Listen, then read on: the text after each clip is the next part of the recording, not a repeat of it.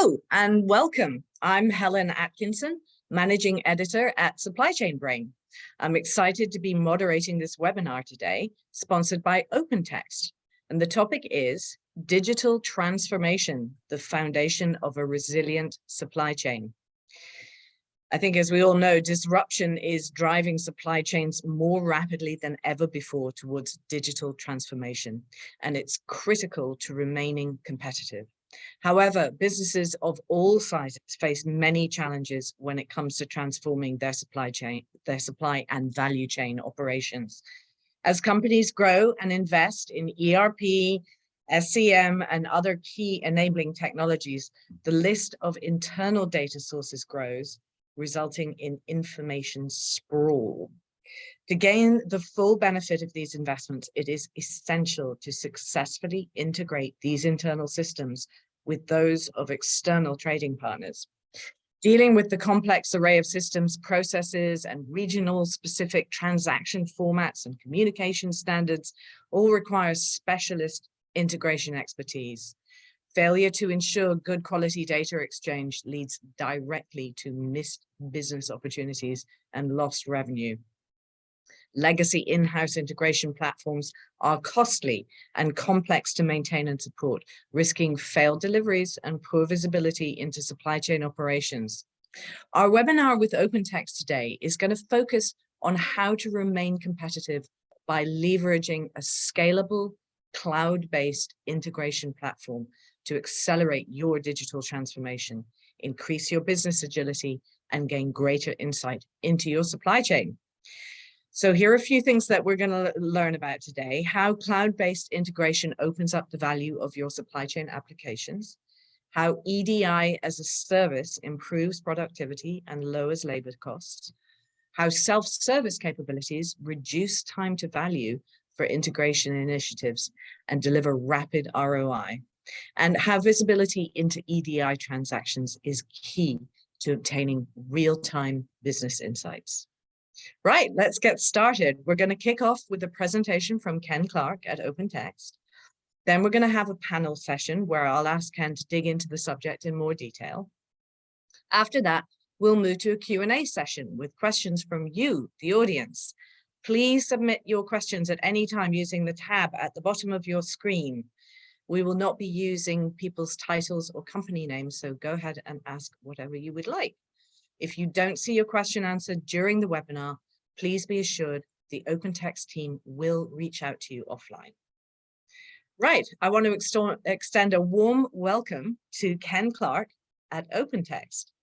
Ken is a Director of Product Marketing for the OpenText Business Network based in the UK.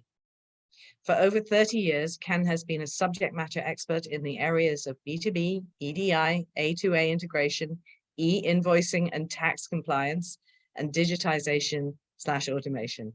Ken spent much of his career as a hands-on practitioner, consulting on customer problems and implementing business-focused solutions around global supply chain management. Today, Ken focuses on solutions for information exchange. I'm going to hand over to Ken now. Welcome. Thank you very much, Helen. I apologize. I took control of the slides there and was all over the place for a second. Don't worry, it's live.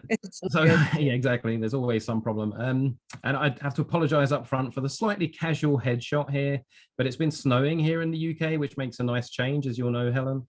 And I'm just ramping up for my Christmas ski vacation. I'm heading off to the French Alps, but not to make everyone jealous, but more on that later on. There is a method to that. Oops.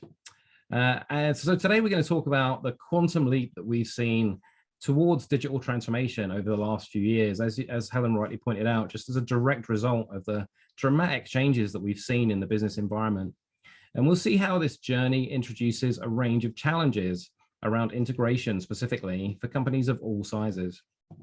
So we're going to look at how a scalable B2B integration platform can become the foundation of that digital transformation. So let me during the presentation, explain what scalable B2B integration is. It's something that you may not have heard of, and what it can deliver for your business.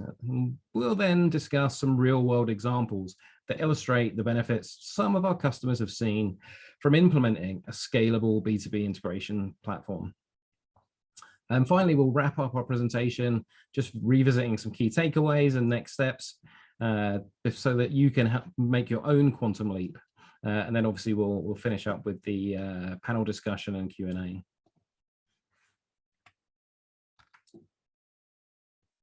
So let's start off with a look at what's been driving digital adoption and why we've seen a quantum leap in digital adoption over the last few years. But before we do, just to get back to the more important topic, my ski trip, right? I'm just getting my final preparations done right now. I'm checking the weather forecast. I'm checking there are no strikes planned en route that might disrupt my travel. And of course, as I get nearer, I'll be checking the road conditions in more like real time. And this is the reality we often face, right? Sometimes external disruptions just seem determined to mess with our best laid plans. And all we can do is our best to try and predict and prepare for the worst and be ready to react as best we can. And it's the same story with the disruptions that have hit supply chains over the last few years. I know we're all a bit jaded about this whole disruption story, but I'm going to skip through the detail. I know you're well aware of the challenges that have hit us over the last few years, and many of these challenges are ongoing. But what I do want to highlight is just some of the critical gaps that companies have told us about where they saw in their gaps in their digital capabilities when we surveyed them with IDC earlier this year. As you can see, a lack of supply chain visibility and resilience was the #1 challenge. If you can't see what's happening, you just have no way to respond effectively to these disruptions. You'd also see a lack of collaboration with external customers and suppliers was a big challenge. Of course, knowing how your suppliers are performing, knowing about the issues they're facing when they're making deliveries is going to be critical to ensuring you can deliver to your customers. So being informed, keeping your customers informed is critical. We just have a few more stats here on the next slide I think are worth covering as they paint a picture. Sorry, having trouble with my keyboard and mouse control here. So according to McKinsey, COVID-19 was a tipping point for many businesses, as we know. And what they found was that it really hit businesses of all sizes and drove them to an unprecedented acceleration in adoption of digital technology. So what you're seeing here, this stat is showing you globally and region by region, almost a tripling of the share of customer interactions that were digital as a result of COVID-19. So the report went on to demonstrate that businesses that digitized their key processes, whether with customers or suppliers or other parts of their supply chains, those businesses were more responsive, more resilient, more competitive, and more profitable. And this is illustrated even more starkly by this survey from the Connected Commerce Council. They surveyed mid-market businesses, and they also found that COVID-19 was a key factor in companies making that leap to embrace new digital tools and improve their operations, with 81% making the leap. They saw that the leaders, the top 40%, thrived by making that leap, while almost 40% were evolving and trying to catch up. And that left 24% who they described as digitally uncertain, who were really left lagging behind. But the really scary stat is they identified that 5% of SMEs who didn't evolve and didn't adopt digital tools were forced to shut up shop. So it's not simply a nice to have, it's essential that businesses evolve digitally just to survive. And that same message, adapt or die, applies whether you're an SME or the largest enterprise. In a recent IDC supply chain survey of 110 enterprise supply chains, they found that 70% said it was highly likely that a competitor investing in digital supply chain technology would gain an advantage. Nearly 20% had already seen that happen, and another 23% expected it to happen within the next year. So let's take a step back and look at how digital transformation can help to build a better and more resilient supply chain. According to the Global Supply Chain Resiliency Council, supply chain resiliency starts with end-to-end supply chain visibility. You need to be able to sense and manage risks proactively. In case of a disruption in any of your connected processes, your organization needs to know about it immediately. It needs to be able to pinpoint which systems or trading partners are impacted, and only then can you begin to implement corrective measures. Having a modern, integrated, cloud-based ecosystem for your supply chain is obviously far better than relying on manual, paper-based processes or spreadsheets or whatever. It enables you to collaborate effectively across functions within your business as well as externally, and to be proactive rather than reactive. So digitally transforming your key supply chain processes starts with integrating all of your external and internal systems, all of your departments, all of the siloed operations that you have. And only then do you get overall visibility, which gives you greater control. Just want to touch on another few quick data points before we get into the detail. This is also from some IDC supply chain research this year. They assessed the maturity of supply chains in terms of digital adoption, and they found that very few companies were at the most mature or most immature stages, as you can see on the top left there. The vast majority sat in the middle, so the second or third stages of maturity. They also found that using automated real-time B2B integration directly correlated with improved performance.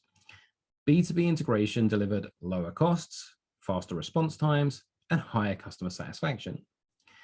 As we already highlighted, supply chains were focused on collaboration within their community, excuse me, connecting internal systems to make better use of data, such as around demand. But the fact is, it's not always easy to integrate. There is a lot of complexity due to increasingly long and complex supply chains, and companies often lack the internal resources to manage those integration projects themselves. When IDC looked at what technologies companies are using to transform their supply chains, cloud was number one.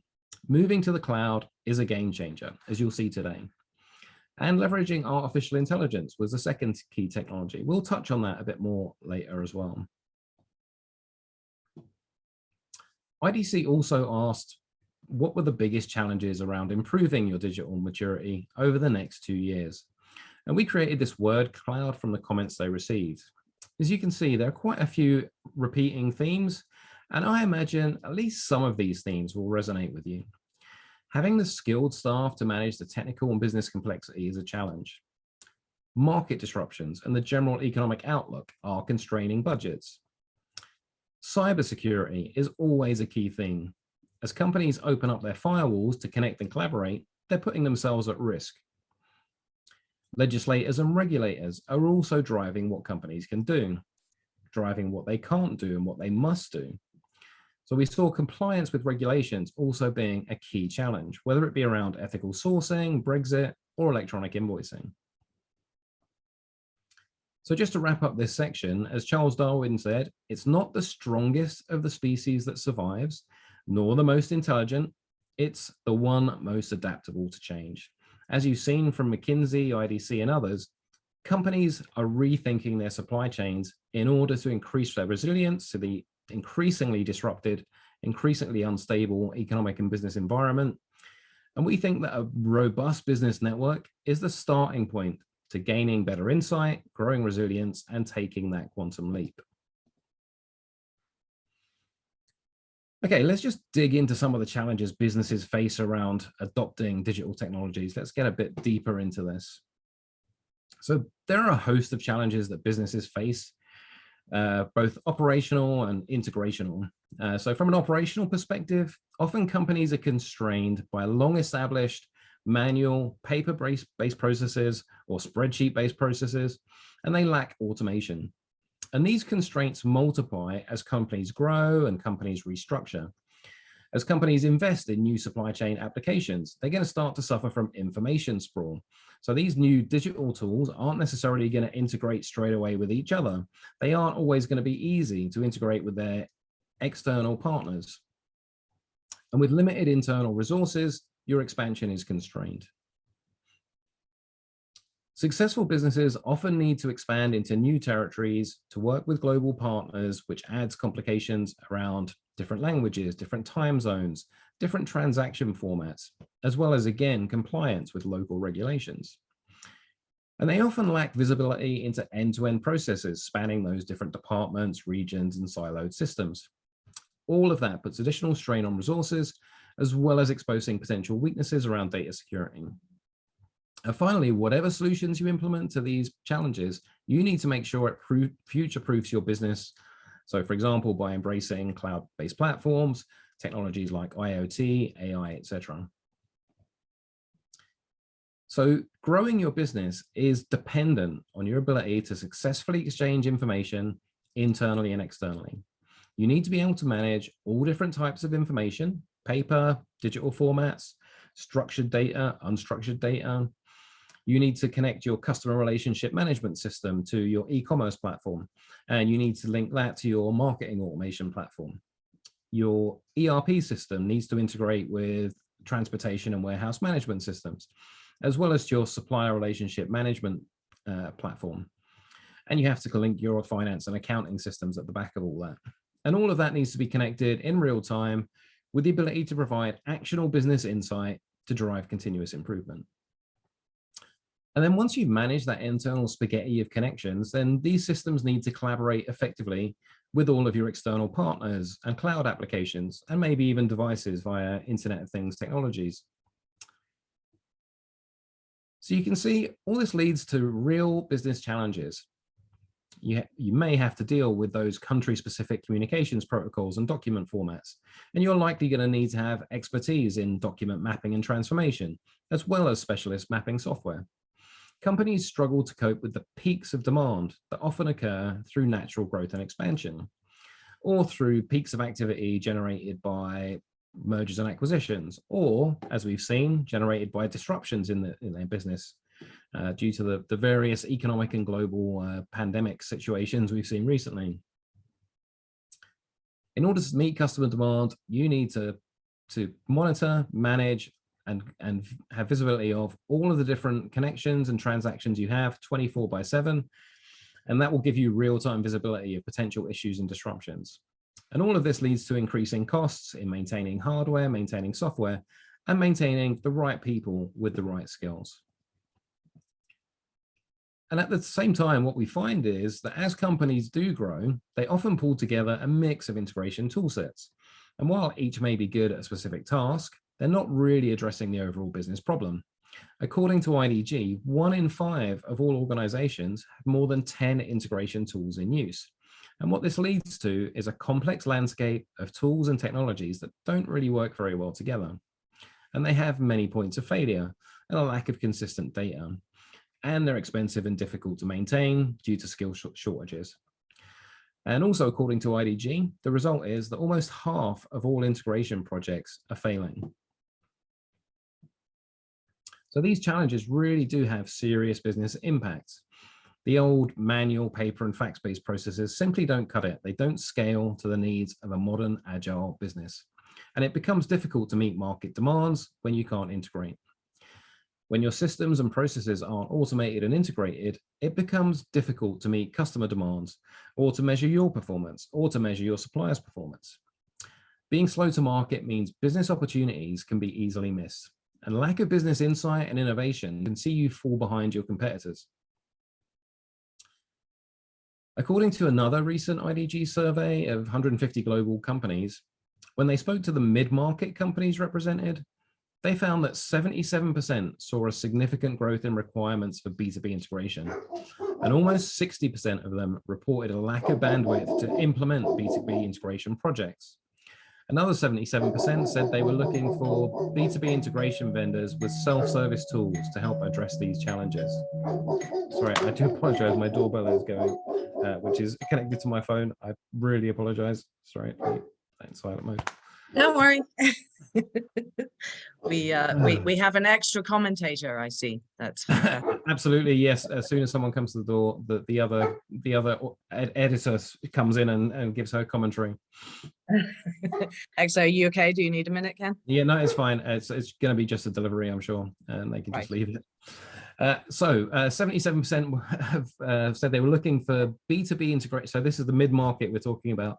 Mid-market companies were looking for B2B integration capabilities that included self-service tools to help address those sorts of challenges.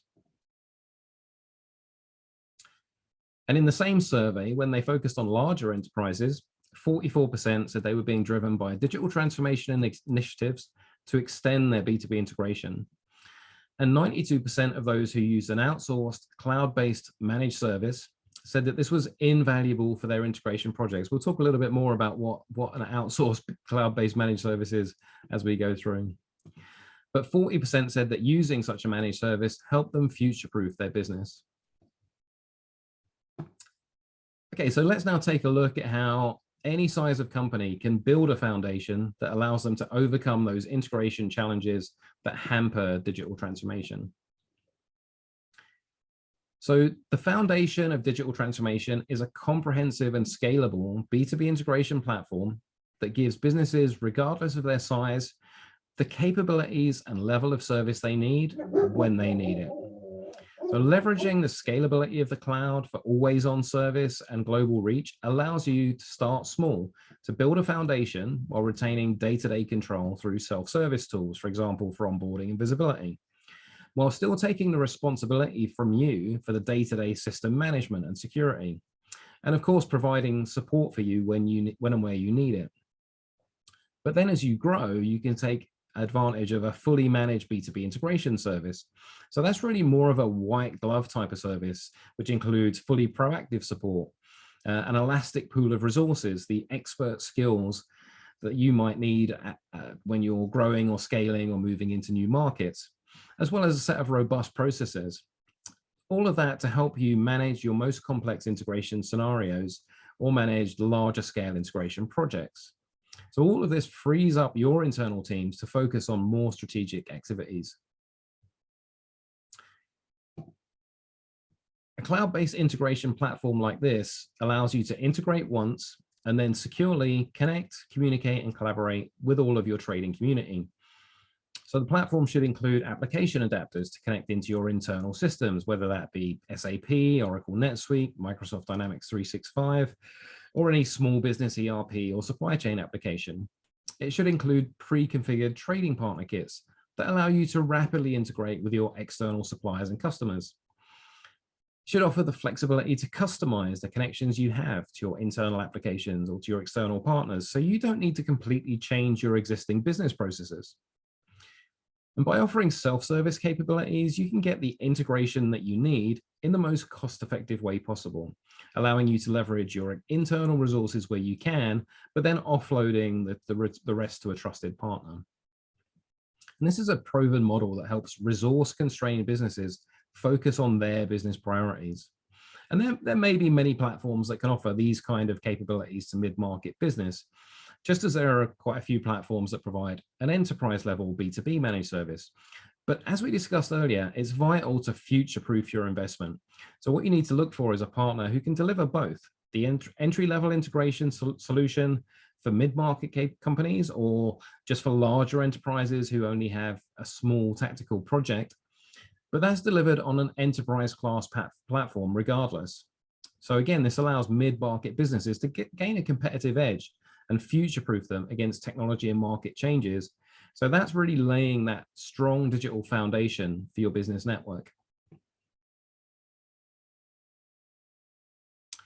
And for larger enterprises, what you need is the same kind of robust integration platform, but delivered as a fully outsourced managed service. As I said, that kind of white glove approach, where your integration provider takes on full ownership of all of your B2B integration projects and programs. They would manage the full life cycle of implementation, from planning through to integration of your internal systems and onboarding all of your external partners. An enterprise managed service like this then has teams of people who are proactively monitoring all of your transactions and fixing problems before you even notice them. So they're effectively ensuring your business continuity. They become an extension of your own organization. They become your extended B2B integration department, if you will. And they have a team that's available as needed to add new partners and integrate new systems, help you expand into new territories, and take advantage of business opportunities. Once you recognize the benefits are there to be had from a cloud-based integration platform, you do need to look at those platforms in more detail and realize that not all of them are created equal. The last thing you want to do is introduce more potential disruption by using a platform that's unstable or unreliable. You need to ensure the platform provider meets the highest possible standards in terms of failover, redundancy, and data security.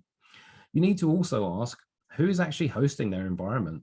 Quite often, these are hosted by third-party services like Amazon, Google, or Microsoft Azure. So there's no guarantee of high availability.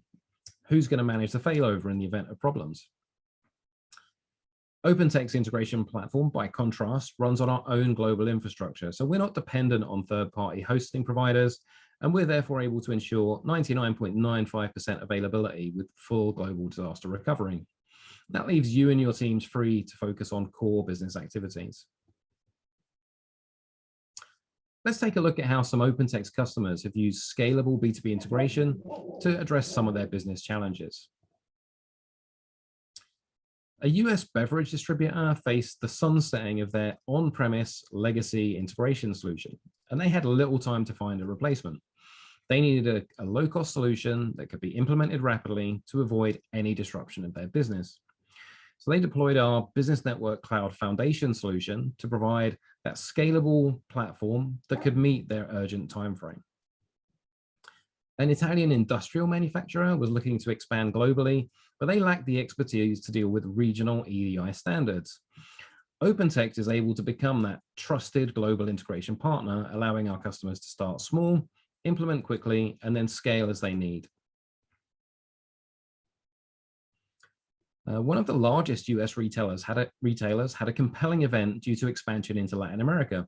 They were planning to open some new stores in Mexico and had a pressing need to rapidly onboard new suppliers with a very aggressive timeline.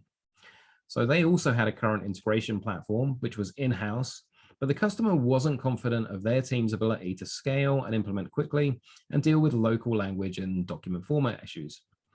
At the same time, they recognized a need to modernize their integration approach, but they weren't ready for such a large-scale project.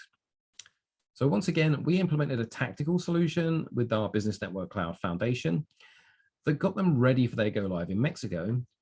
And after the first project was successfully delivered, we were able to then expand their platform and scale to their enterprise integration needs, providing that white glove service for their top US-based trading partners, reducing manual processes for them, reducing the day-to-day management, boosting supply performance and compliance.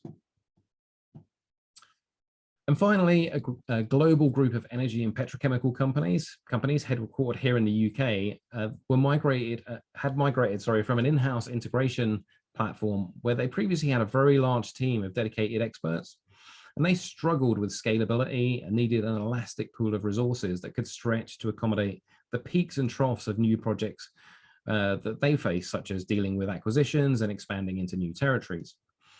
They found that each customer wanted to dictate the message formats they use, so they needed global experts who could understand international formats for mapping and translation, and who had the scale to handle their volumes of over 15 million transactions a year, which equated to some 2 billion a year in value of goods and services. And it's not just our customers who see these benefits. In another survey by IDC on supply chain thought leadership back in July this year, organizations were asked what were the top benefits they'd experienced from digitizing their supply chain with B2B integration. And as you can see, these top line benefits all feed back into the challenges we talked about earlier. So reducing costs helps as budgets tighten, being faster to market and improving customer satisfaction helps you remain competitive. And there are all kinds of ancillary benefits around improved data quality, improving inventory turnover rate, cash flow, supply chain visibility, and so on. Okay, so let's wrap up with some key takeaways. How do you take that leap into digital transformation? Well, taking a quantum leap might sound a bit daunting. Fortunately, it's not something you need to do in one go. You can take a step-by-step approach, starting as small as you need to with tactical projects that will give you near-term wins and begin to build business benefits. It may be in the first instance that you leverage self-service tools and a reactive support model that keeps costs down and delivers rapid results. And when you begin to see improvements from better data quality, enhanced visibility, and real-time alerts, that's going to allow you to respond more rapidly to customer and market needs, and you can start to take the next step. It's always important to ensure while you're taking that first step, you're building on a platform that is future-proof and will grow with you. And that's where a scalable B2B integration platform comes into play. As you expand your operations, you'll need access to a flexible pool of resources to cope with peaks and troughs of demand, and who's going to support you 24/7. As you hand over more and more of the day-to-day operations, you can free up your internal team to focus on differentiators, improving customer and supplier relationships, gaining strategic competitive advantage, and building on your core competencies. So as we've discussed, that scalable cloud-based B2B integration approach is vital as it future-proofs you, provides you with the cloud-based EDI and B2B capabilities you need today, and the agility and scalability to grow with you. It allows you to leverage self-service tools to quickly onboard your partners rapidly when you have the resources internally to do that, but then has an elastic pool of resources available for your larger projects or when you can't manage by yourself. And this delivers faster time to go live when connecting your customers, suppliers, logistics partners, and typically reduces your onboarding times by up to 75%.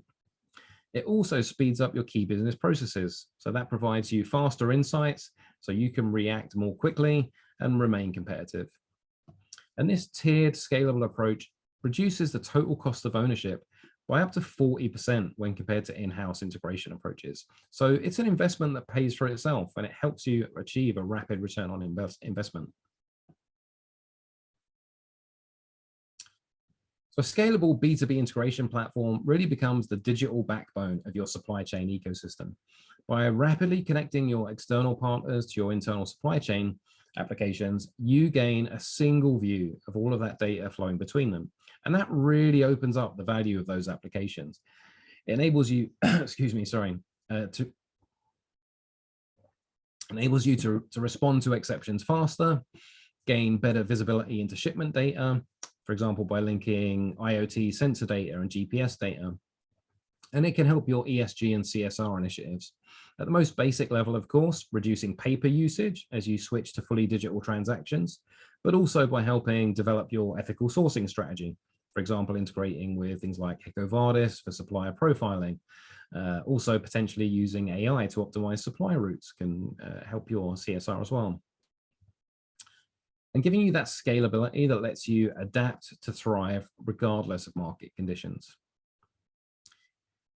So just to wrap up, the OpenText Business Network, what we call our trading grid, is the largest and most comprehensive integration platform in the world. It's got a network that connects over 1 million organizations, processes 33 billion e-commerce transactions a year. And that really allows your business to easily and seamlessly connect to anything. And unlike other B2B platforms, it's fully scalable and uniquely adaptable from smaller tactical projects, meeting the needs of mid-market businesses or just smaller projects, but allowing you to grow and become more responsive, more resilient, more competitive, and more profitable. At the same time, it's the same platform that many of the largest global enterprises rely on, including 88% of the Gartner top 25 supply chains. Okay, that's my bit over with. Thanks to all of you for listening. Helen, back to you. Ken, thank you. That was very interesting and super detailed. And I hope that we've already got some people moving from the digitally uncertain to a more sophisticated and enthusiastic position. So we're going to move into a panel session now, and I have some questions that I'd like to ask you. I found it interesting that we're still talking about EDI, which has been around for such a long time. And I think I've been writing about supply chain technology for more than 25 years now, and I thought the EDI would be in the dustbin of history by now, but it sounds like it's very persistent. Can you tell me what's the difference between EDI and the kind of scalable B2B integration you refer to throughout your presentation? Yeah, I mean, EDI has been around a long time. I mean, you know, EDI is a term that originated actually probably in the 60s, but you can trace its origins all the way back to World War II and the Berlin airlift. I could go into the history and I could talk about that for hours. I love that stuff, yeah. But it's an interesting story. But yeah, I mean, as any kind of organizations who don't speak the same language come together, having a means to kind of set a common set of language, common set of syntax that everyone can understand is really important.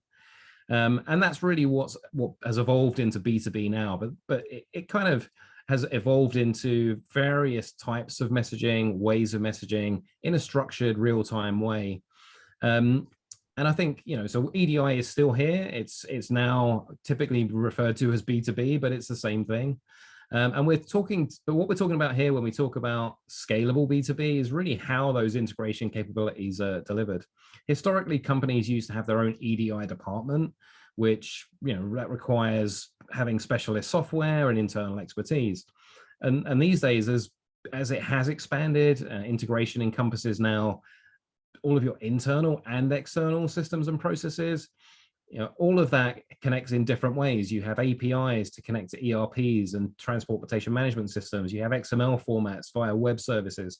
So all of this is becoming incredibly complex for companies to do EDI themselves. Yeah. And that's why many companies choose to partner with an integration specialist who can really simplify all that complexity. You can take that spaghetti diagram I showed earlier and kind of simplify it. And while there have historically been integration partners who specialize in those kind of enterprise managed services, I mean, that's certainly our origin. And there have also been companies who focus on smaller mid-market companies. And a couple of our acquisitions were very much leaders in that space. There's never really before been a truly scalable solution that meets the needs of any size of organization. So they don't ever have to worry about migrating from one platform to another as they grow. So that scalable platform gives you all of the capabilities you need, just when you need them, at a price you can afford, and then scales and grows with you. Great. So, and just to be clear, when we say EDI, it really just means it's just electronic data interface. So it could be any number of things, including so APIs. I mean, if you strictly speaking, EDI refers to a set of standards, and there are standards bodies like ANSI, so the ANSI X12 standards in the US, EDIFACT in Europe, Tradecoms in the UK, and there are industry specific standards. So EDI really talks about those, and they are just talking typically about the message format. And obviously then you have different ways of exchanging those. And yeah, so it's now kind of now there are just more formats. The wonderful thing about standards, right? There's so many of them. There are just more and more standards every year as people try and, we're going to fix this problem by inventing a standard that will cover everything. Nope, you've just created a new standard now that you've added to the complexity, right? And yeah, so it's really not just the standard then, but how do I physically connect? How do I do that securely? That's obviously a very important part. And how do I, then kind of manage the transactions as they're flowing? Because, you don't want to just fire and forget a message and hope it gets there, right? You need to try and get visibility that it's been received, it's being dealt with in some way. Great. So I know supply chain automation has been a subject of discussion and a great deal of investment and time for many companies. Haven't supply chains already transformed most of their key processes? What's your experience out there in the field? Yeah, I think, just like EDI, EDI was designed to solve those problems, right? I mean, it came out of the supply chain world originally. But what we find when we talk to our customers, we've got various studies, the digital maturity study we mentioned, really points out that even though leading supply chains have begun to embrace these tools, typically more than 50% of all order and shipping documents remain manual. So that's either paper, fax, or PDF based. And what we often see is companies start with automating their largest strategic customers and partners, and then they kind of stall because they lack the ability to scale. They don't have the scale to onboard the rest of those smaller partners. So this is where an integration partner can really help. They can give you that elastic pool of resources that can stretch as you need them to and reach further down the chain towards 100% automation. And the smaller companies are even more resource constrained. So even basic integration tools can be expensive to run and own. So for those guys, having a scalable platform that they can get onto really enables them to start down that road of transforming. Right. So it sounds like for a lot of companies, especially when they're trying to handle this kind of automation internally, they start with the biggest external partners, and then they've got into a mentality where they're getting diminishing returns. Yeah, exactly.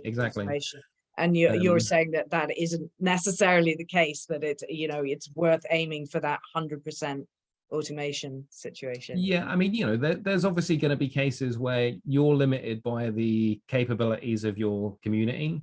But even so, most of your partners will be able to get onto a web page and they can kind of fill in web forms. So you can automate it from your end. It's only half of the problem solved because it doesn't automate it from their end, but it kind of encourages them. They can see the benefit. By using a kind of order management portal, they can actually get real-time visibility themselves, which obviously gives them a real benefit. Yeah. So I think as you kind of push down the chain, you actually do start to see a significant return on investment, even at the smaller end. Right. So tell me, where do supply chain control towers fit into this? Yeah, so I mean, that's a catch-all term that I know means different things to different companies, but what we've seen as companies evolve and they move up that supply chain maturity curve, they're able to aggregate more and more of the data from their systems. Once they've automated it, they now have their internal and external supply chain stakeholders all kind of brought together into this single monitoring tool. So that's really what a supply chain control tower is. It's sort of a natural evolution of supply chain visibility. But again, the starting point is you've got to digitize and transform your processes and transactions, because if you don't have real-time data, you're going to have limited visibility. And when we get to the very leading edge, what we see is companies now taking this concept and bringing it together with things like IoT, digital twin, process orchestration and execution, and kind of not only giving visibility, but then a sort of proactive command center that allows you to build processes that react and change as situations change. So it's really about kind of trying to be more responsive, more reactive, and more proactive, and be able to manage exceptions either automatically or with at least minimal intervention. Right, excellent. That's really interesting. Thank you so much, Ken. I'm really fascinated to hear how these complexities can be wrangled into some sort of form of order, because I think that's something that the audience is very interested in. Speaking of which, we're going to move into our Q&A session now with questions from you, the audience.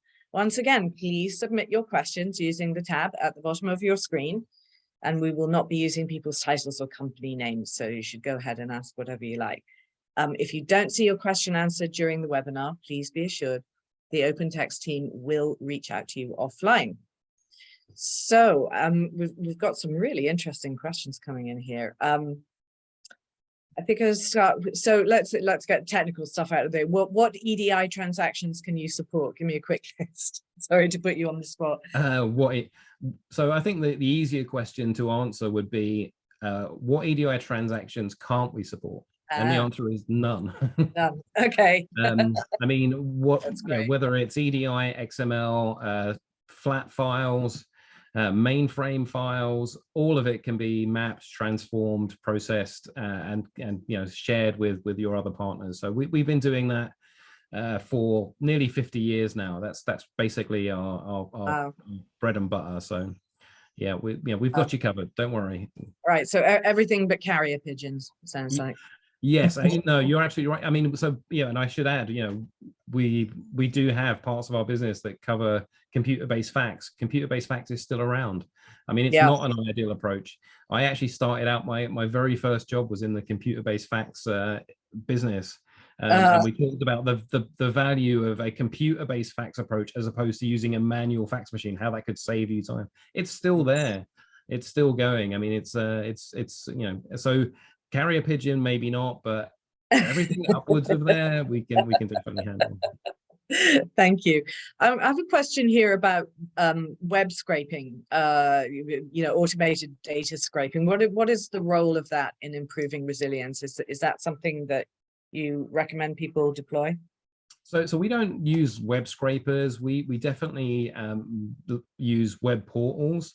What we find is that when people have, if you're using a web scraper, the reason usually is that you've got a partner who's insisting you use their portal and you don't want to get into that. If they're using a portal, I will guarantee you that they have some way to exchange data automatically. Right. The portal is like it's the sort of lower end of the spectrum of automation methods.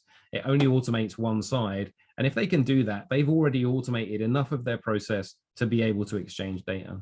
So I don't think web scrapers are really necessary. I think they should always be able to exchange some data, using a direct B2B type exchange. Right. Oh, that's great. That's reassuring. So here's another interesting question. How does it work when not all suppliers can implement EDI standards? To the point you just made, some can do XML or they don't have the B2B capabilities. How proactive are you finding your clients need to be in order to bring suppliers on board? Yeah, so I mean, so CXML is just another EDI standard effectively. I mean, CXML is just an XML format. So that's really, allows us to be automated. Again, any kind of structured data really we can deal with. I mean, so you are going to find that there are some people who are not going to be able to provide structured data. It's not ideal. We do have alternatives there. So for example, we do have OCR capabilities for dealing with unstructured PDFs or even, if someone is sending a paper, if you can scan it, then we can OCR it. It's not ideal. It's definitely, not the way we prefer to do things. We would generally kind of a layer above that, a web portal, which, as I say, then kind of gets the partner on board with the idea that there's some benefit to be had by using technology. Right. They start to see, they can get real, they don't have to phone up and say what's happening with my order or my delivery or whatever. They can go on the website and see in real time, and that kind of gives them some reassurance and cuts down on your effort. So there's definitely, so from the fully automated to the kind of portal in the middle, even down to the sort of paper, not carrier pigeon, but everything else, we can still help with that. Great. And as you said, any supplier, even the smallest manufacturer in Vietnam, is going to have web access. Absolutely, yeah. In fact, a lot of the emerging markets are more technological. They've sort of bypassed all of that technology that we're still using as a legacy, and they kind of, they expect to have everything, on their phone on a web app, which of course is the easiest thing to do. Yes, that's fantastic. A lot of developing countries are just leapfrogging in technological terms. Absolutely. That's great. You did mention earlier about IoT, and I know that that's something that people are very much exploring at the moment. Can you talk a little bit about how IoT devices help in supply chain visibility? Yeah, absolutely. So obviously, you've got tracking of shipments that are perishable, for example. That's a common use case where you need to have access to that sensor data in real time. So we can kind of link that data into our AI system, so we can actually provide real-time exception alerts on those. Potentially, obviously, if you've got a carrier who's got a problem and that's resulting in something overheating, you can reach out to them and make sure they address it before it ruins the goods. That's obviously where the ideal, you want to be proactive with that sort of thing. So that's where IoT really comes into its own, I think. That's fantastic. I wanted to talk a little bit about risk management and security. We've got a lot of increasing threats around data security and ransomware attacks and goodness knows what else. So there's been a couple of spectacular attacks on the power grid in the last week or so. And I think everybody's worried about that. And we've got somebody who's worried about that my suppliers won't want to share their data and maybe I shouldn't be sharing mine. How does OpenText manage those risks, those data security risks? Yeah, I mean, I think data security is almost the number one concern we have when we talk to customers and get into the technical details. Yeah. But the fact is, you can't live inside your four walls, right? Your customers and suppliers, unfortunately, live outside. So if you want to do business, then you have to take that step. From our perspective, what we view as quite risky is the traditional in-house approach where you're managing it all yourself in an ad hoc way. That spaghetti diagram I pointed out, each one of those connections and endpoints has to be managed and secured. And it's not just, do it once and forget about it. It's an ongoing process. So when you outsource that to a managed service provider, you are putting your trust in them. So obviously it's really important when you evaluate that you find someone where data security is kind of built into everything they do. Platform like ours not only has security built in from a technology perspective, but it's part of the process of connecting applications and partners. So there's a methodology that ensures, there's no way for any party to connect to our platform without our onboarding them. And we only do that when our customers request. And we obviously then discuss the security methods, which of course we always use, the most robust methods. We have banks and governments using our platform. So, we obviously have to maintain the highest levels of security. And as a result, we haven't had a single data breach in 50 years of operation or whatever it is. Keep my fingers. Absolutely, yeah. Wonderful. So let me move slightly into the whole sort of area of supply chain risk, which obviously includes data breaches, but many, many other things. So what modules of the platform are specifically geared towards measuring and mitigating supply chain risk? So I touched on earlier the example of using EcoVadis to do supplier profiling. So obviously, as part of your onboarding process, you can get data about those suppliers. Obviously, part of that is that's integrated into our process. I think it's probably not my area as supply chain risk, so I'm not sure I can go into a huge amount of more detail about that. So we can take that question away, and I'll have one of my colleagues help out. Super, that's great. We can dig into it offline. Excellent. I just have another question here, and again, this may not be in your bailiwick, but somebody wants to know, has blockchain reached maturity sufficiently to be useful in the supply chain, primarily for procurement? They're interested. I'm personally not a fan of blockchain as a technology for this. I think there are mechanisms that already exist that do everything blockchain does. I think it's a belt and braces approach that's not without cost and investment. And I think the technology is already there to really deliver the kind of tracking and security of data that blockchain offers.